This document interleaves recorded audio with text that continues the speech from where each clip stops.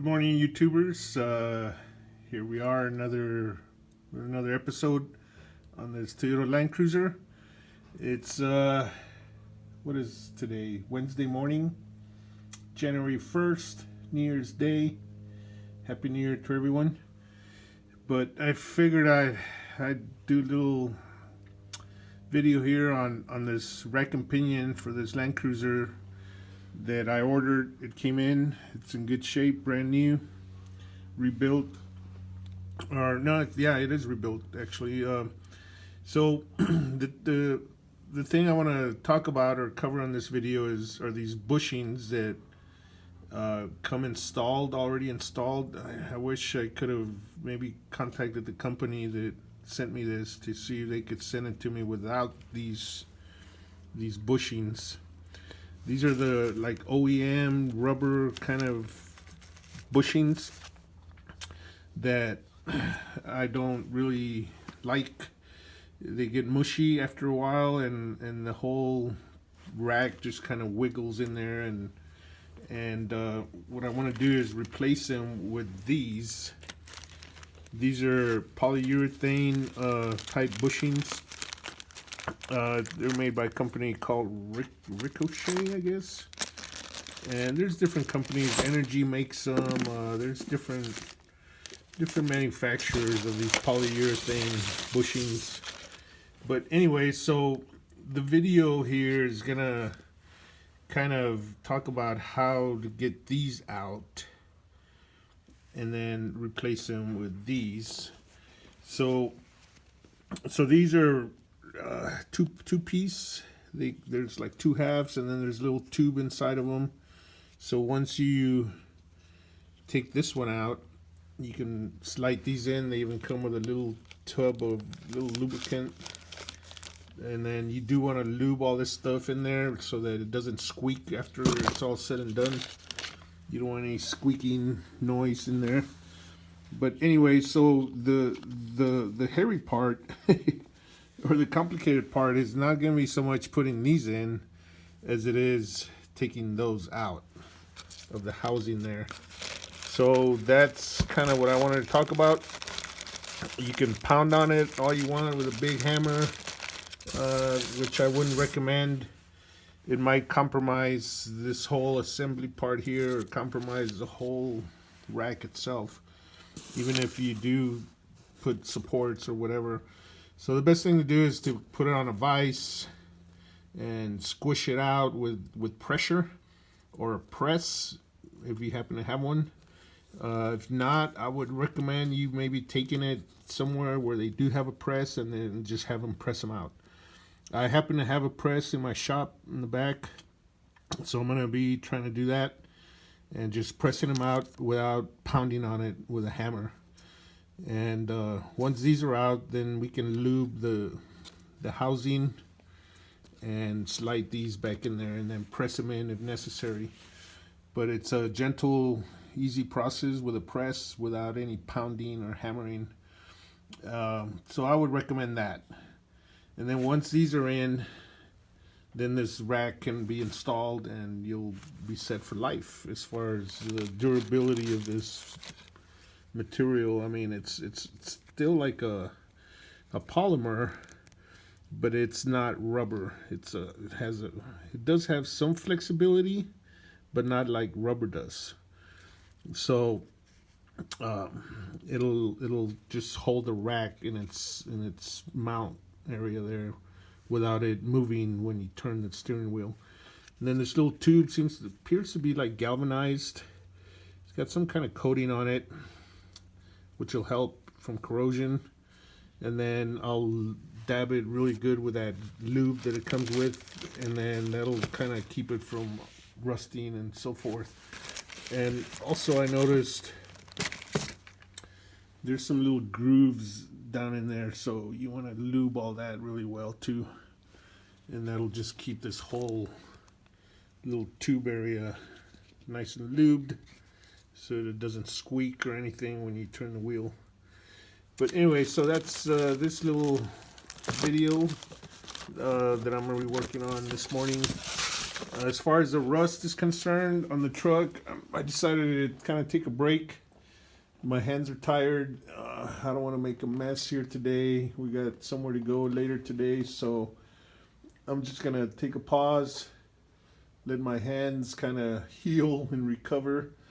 I ordered all the parts for the bumper stay that holds the back part.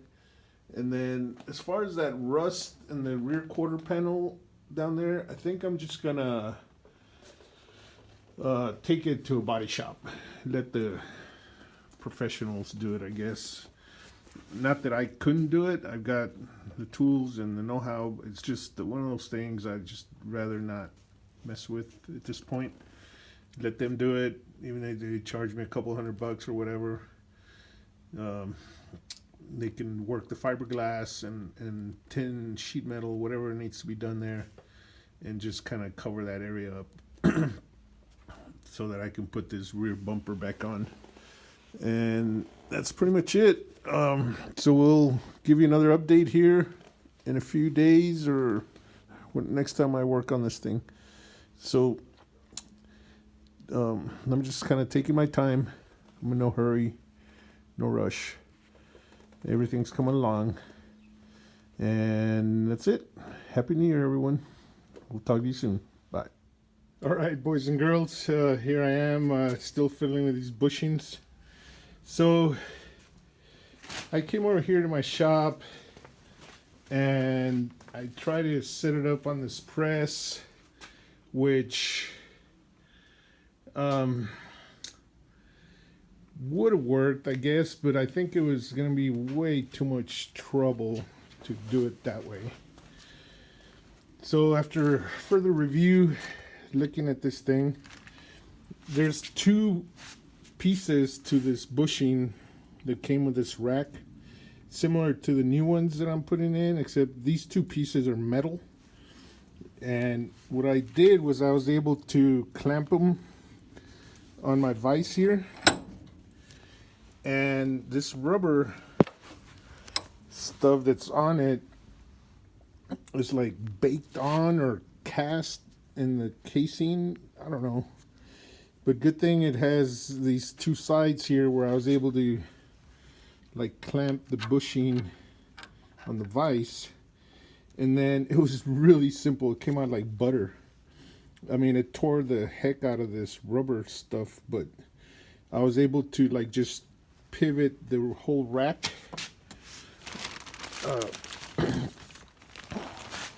Once it was clamped in there, I was able to like pivot the whole thing sideways like this and just kind of wiggle it until all the rubber stuff broke loose on it, and now it popped out. So at least I got half of it out. Now I got to try to get the other piece out. That one might end up having to get pressed out. I don't know. But yeah, that's how I did it, man, with a vise. Really simple. It came out. And of course, I got to clean out that whole little housing area. Here's what's left of that rubber stuff that's in there. Hopefully all that will come out relatively easy. Got to clean it out. But man, I've been watching some videos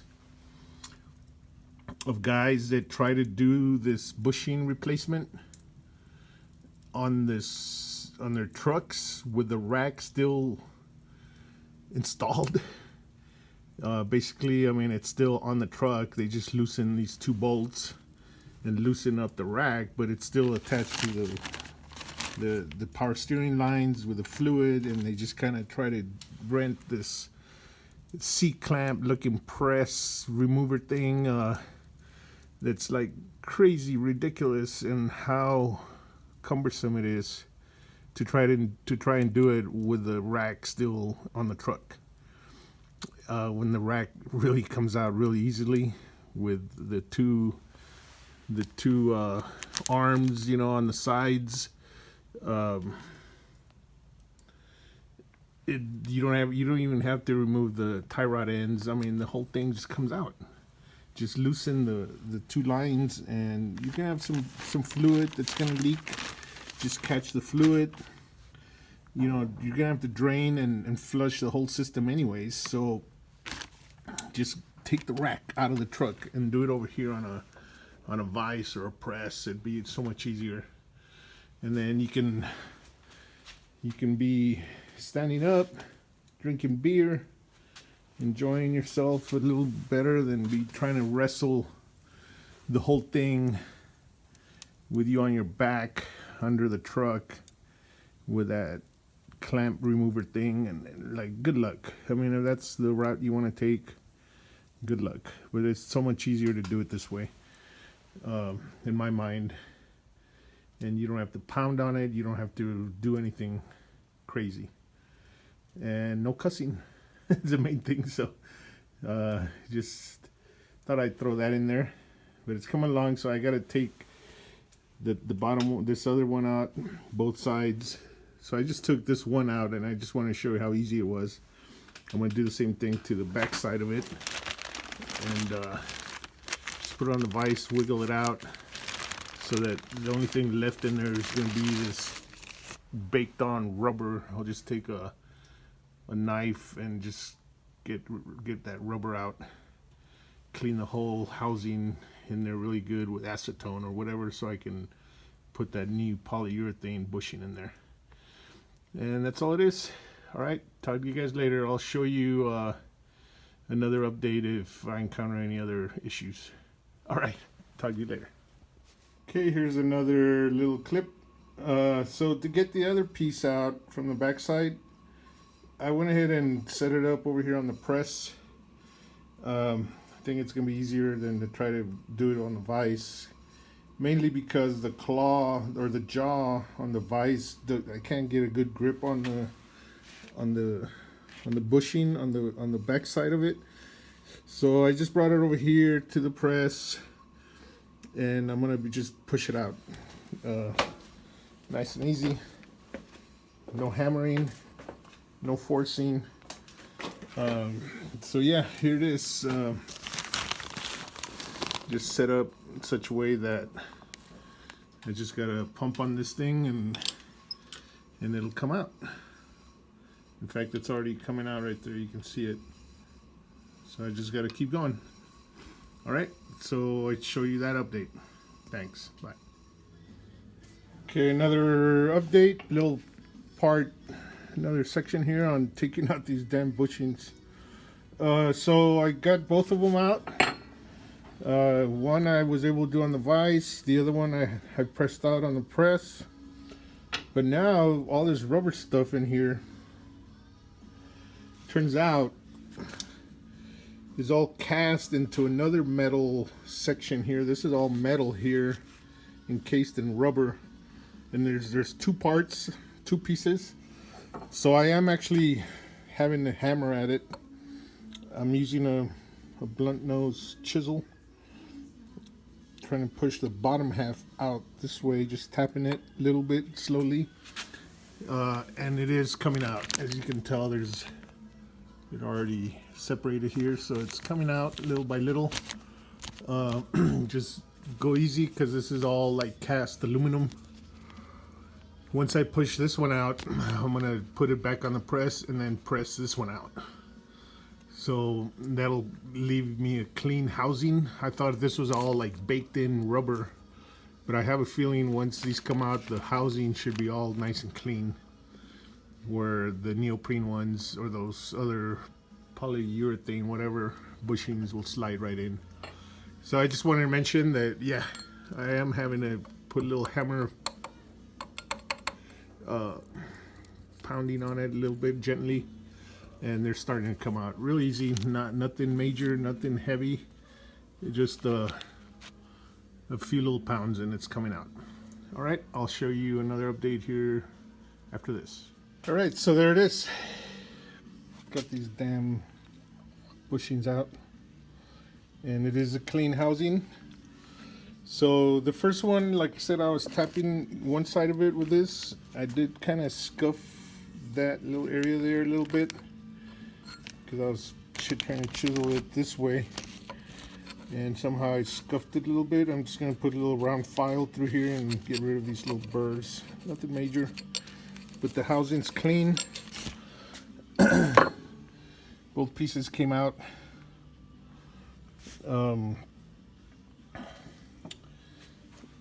What else was I going to tell you? Oh yeah, so then I turn it around, turn the whole rack around, and then use the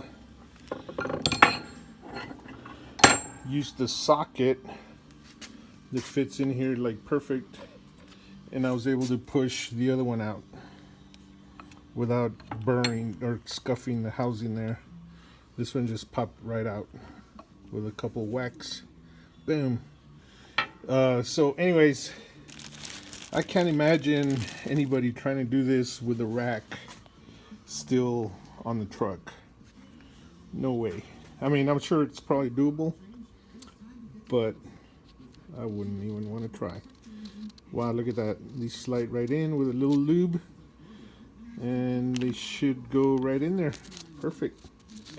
So I'll do them both, and then I'll show you once it's all said and done. Okay? Bye. Okay, YouTubers, so I just want to give you this last update. So check this out. I got this knee bushing in here. Nice. Went in nice and smooth. No problem. Effortless. Perfect fit. Polyurethane. So I just want to show you, let's do this other one here just so you can see. It's real simple. The kit comes with this little tub of blue marine grease, I guess it is. I don't know, some kind of grease lubricant. But it's really easy. Just make sure you lube that housing in there really good. Be generous. This will prevent any squeaking down the road in the years to come, you know. And if you ever have to remove this thing for whatever reason, this whole the bushing should be able to slide right out. So I put some on the housing. I'm just using my finger. You might want to put on a glove, I don't know. And then I'm just putting it on the bushing itself and being generous with it. And then I'm also kind of putting some inside where the little tube goes. Make sure to put some in there. And then it just slides right in, as you can see. Perfect. I'll do the other bushing. Take the tube out and then do the same thing. I mean, you get the idea. Just be generous with this stuff, and then wash your hands thoroughly once you're done. But anyways, so yeah, just pops right in there. Nice. And then the tube, I'm just kind of dabbing it with some of this stuff as well. Even though it has a coating already on it, like some kind of galvanized, this grease should help protect it even further. And then it just slides right in. Look at that. Nice. So then the bolts that go in here, I'll also put a little bit of grease on them before I push them through. And then the kit comes with these 4 washers. These will go on the bolts. There'll be one on either side of this bushing, and then on the other side as well when you clamp it all down. So that's pretty much it, folks. That's how you replace these bushings on a Toyota Land Cruiser. I saw videos. There's only like 2 or 3 videos on YouTube. One doesn't even show instructions. It's just like a time lapse. You can't really see what's going on there. And then all the other ones I saw were for like a 4Runner, Tacoma, Sequoia, and a bunch of other vehicles, but nothing for Land Cruisers. So here it is. I know it's lengthy, I talk a lot, whatever, but it sure hopefully will help somebody down the road who's trying to fiddle with one of these Land Cruisers. All right, talk to you soon, and I'll give you another update later. Bye.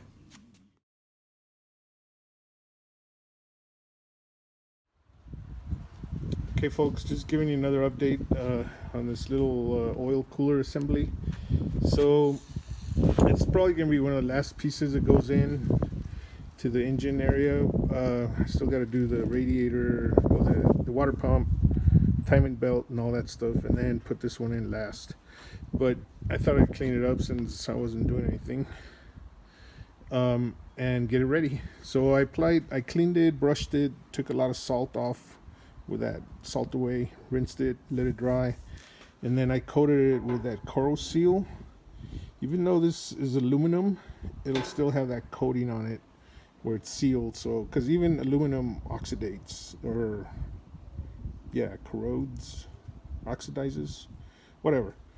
But this will kind of prevent that. And then these two nuts are steel, so they were rusted, and at least they have that coating on them. And then this will get replaced, the O-ring will get replaced, which is critical. If you don't replace this, more than likely it's going to leak around this area when you put this whole thing back. And I'm not going to be putting it back right now because still got to do all the other cooling stuff, the timing belt, and then the rack and pinion needs to go in first before this piece. In fact, this piece needs to be removed in order for you to take the rack and pinion out easily with the tie rod end still attached. So yeah, I just recommend you take this whole piece off, check it, inspect it, clean it, check the sensor, replace these rings, and then that's it. And it'll help you do the rack and pinion a lot easier. All right, talk to you soon. Bye. All right, here's another little update. So I decided to take this wheel off right now, just so that I could replace and remove and replace this sway bar end link that goes here. I just took it off. It was relatively easy. You just take out that screw that holds the bottom piece, and then this goes through that hole on the sway bar with two bushings. It actually goes right there between these two bushings. But like everything else, as far as the bushings, these are still in good shape. The whole piece is in good shape. It's a little rusty, but no biggie. It's still fairly decent, and so are these two rubber cushions. But rather than, I don't know, I'm replacing the other ones with that urethane stuff for the rack and pinion. So I thought I better do these as well and just do the whole kit and caboodle, along with these right here that go on the sway bar, like back in there somewhere, right there. There's the old one. So this is also a polyurethane kind of plastic. I think these are from Energy, and I can't remember the size of the dimension of the shaft. It was like 0.26 millimeters, I think. But don't quote me on that. You'll have to look it up. But these are that size. I looked it up and ordered the exact size. They're metric. So there's two of them. They have the little greasable little fitting that you can grease so that in case, so they just don't squeeze. Sorry, not squeeze, but squeak. And the grease goes in there in those little grooves and keeps the shaft from rusting and keeps it lubricated.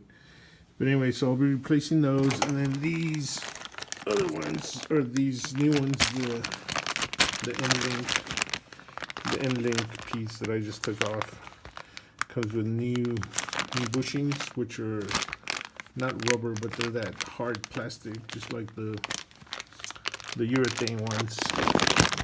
Here's the part number. Can't remember the company that I bought them from, but they're on eBay. Just look up that number. And I think it was Detroit Axle, if I remember right. Yeah, Detroit Axle. There you go. Anyways, those guys have a bunch of cool parts, and they hooked me up. So since I'm gonna be replacing that link, the other one, I wanted everything to be the same color because now I'm gonna have blue on the rack, black right here, and then red back there. So it's kind of cool in a way, red, white, and blue. Or red, black, and blue. But yeah, I wanted them all either blue or all red. But this is all I was able to find. There's no vendor that has all the bushings in the same color, which there should be. For those guys on eBay, they should maybe put a kit together. But anyway, so yeah, the boots are all good. The pads are good. So I'm just gonna, I'm not gonna replace this thing right now, or that one, not right now. I just wanted to take this off because I'm gonna be pushing this truck out to clean it and wash it, pressure wash it. And I wanted to just kind of get in here. I might still have to pick at it a little bit, clean this little pocket out. And then that way when we coat it and all that, it'll be nice and clean, no rust, and then we'll put the new piece in there. And then this one, I don't know, I'll just save it for a rainy day. Or it could be used for something. I mean, it's a cool little link. Because I'm always tinkering with stuff anyway, so this would make a cool little robot arm or something for some of that steampunk stuff. Cool. All right, talk to you later, guys. Hello, folks. Another little video clip here. So I'm working on the rack and pinion now, and I showed you a couple videos ago where I replaced these bushings. So now what I was doing is I was lining it up with the old one right next to it. Of course, right now they're just laying there, but I need to measure exactly, you know, put them both exactly lined up, squared. And then if you notice, the new one is retracted all the way to the right. It's just, this is the left wheel, so the shaft is all the way in, and then over here it's all the way out. So I need to set this one the same way. Turn the shaft in there and put it all the way in, just like this one is. And I was gonna do that and work on it right now and put the tie rod ends exactly where they need to go based on the measurement on both sides. However, I opened the package, the tie rod ends, and I got two left side tie rod ends from the shipper, and I had ordered a left and a right because they do differ. See, this is the left one, and they come with new castle nuts, new joint, even a little cutter pin. And then so that's the left, and then this is the right, but it's two lefts. I mean, that left one fits in there, but it's not. It's gonna be backwards. It needs to be the right hand one. It actually goes like this, and the bushing is pushed from the other side down. And actually, no, it needs to be exactly like this one. Because even if you were to do that and push the bushing the other way, the indentation is facing the wrong way. And I don't know if that's even doable to just reverse all this. I'm sure it is, but it's already sealed. I think I'm just going to send it back and tell them to send me the right one, not two left ones. But anyway, so once I do that, I'll be able to do that, measure exactly with the pinion turned to the right, and then set this measurement right here so that it's exactly square, you know, where it needs to be. And then we'll count the number of threads right here and line it up with the number of threads on this side, and then we'll put this thing in there as far as the nut goes, and then we'll measure from center to center. Make sure it's the same as this one. Center to center on the old one. And that's exactly where they need to be. Where they're exact, just like this one. And that's your measurement. That should correspond with everything else once you put it all back in there. Remember the 13 inches that we measured from the very beginning? I wrote that number down right here somewhere. 13 inches to the spindle from the body, from the frame. And that'll give you the perfect straight alignment that you had originally. So that's not going to be distorted. And of course, you know, after it's all said and done, you still do want to like go take it and get a laser precision wheel alignment. Because yeah, it never hurts, and it'll, especially I'm gonna get new tires. In fact, these tires look like they're kind of worn out on the outer side, or on the inside actually. That one's worn out on the inside. So it definitely needed a wheel alignment before I started doing any of this stuff. But at least I'll be able to put it exactly back the way it was. And then once we take it for the alignment, it'll be even more exact. But once we do all this, the steering wheel's still perfectly straight right now. You don't even have to move it. Just keep it straight. And then once you put the shaft back in, boom, everything will line up. Boom. You slide the bottom first, and then slide it upward into the shaft, the steering wheel shaft. And man, everything lines up exactly where it was. All right, so we'll do that later. Right now I need to get the right side tie rod in. All right, talk to you later. Bye.